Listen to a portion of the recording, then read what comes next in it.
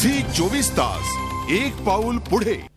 मुंबईमध्ये पुन्हा एकदा होणारं मोठं गँग वॉर रोखण्यात मुंबई क्राईम ब्रांचला यश आलंय। मुंबई क्राईम ब्रांचनं अशा एका टोळीचा पर्दाफाश केलाय जी टोळी बिहार आणि उत्तर प्रदेशातून अतिशय घातक अशी हत्यारं घेऊन मुंबईत येत होती। ही टोळी एका गँगला ही हत्यारं पुरवणार होती, पण त्याआधीच पोलिसांनी त्यांना अटक केली आहे। मुंबई पुन्हा एकदा हादरणार होती गँग वॉरनं। मुंबईत मोठ्या प्रमाणात येत होती हत्यारं। दोन गँग भिडणार होत्या समोरासमोर।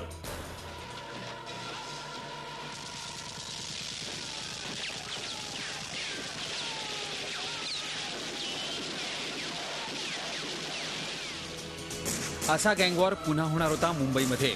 मुंबईतल्या 4 प्रमुख गँगनं एकमेकांच्या आर्थिक बाजू कमकुवत करण्यासाठी आपापसातील अनेक लोकांना पोलिसांना पकडवून दिलंय।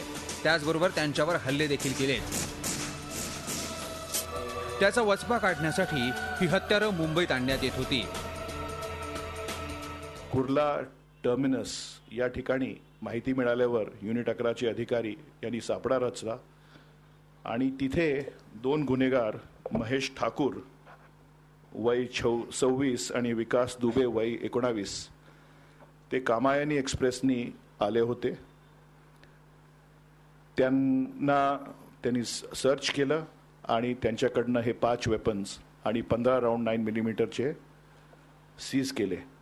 हा टाईपचा वेपन जर वापरला एका गँगच्या विरुद्ध तर नॉर्मली रिटॅलिएशन होतोच।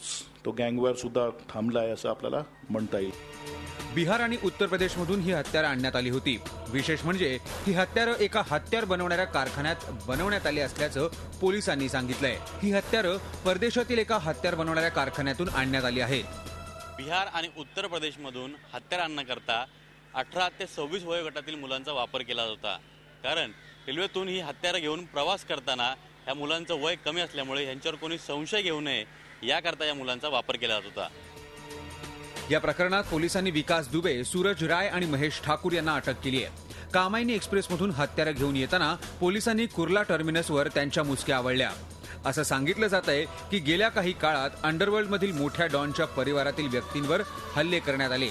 त्याचा वचपा काढण्यासाठी इतक्या मोठ्या प्रमाणात ही हत्यारं मुंबईत आणण्यात आली होती, पण त्याआधीच पोलिसांनी या तिघांना पकडल्यानं मोठं गँग वॉर टळलं।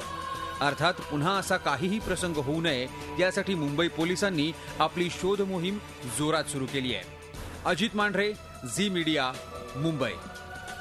झी 24 तास एक पाऊल पुढे।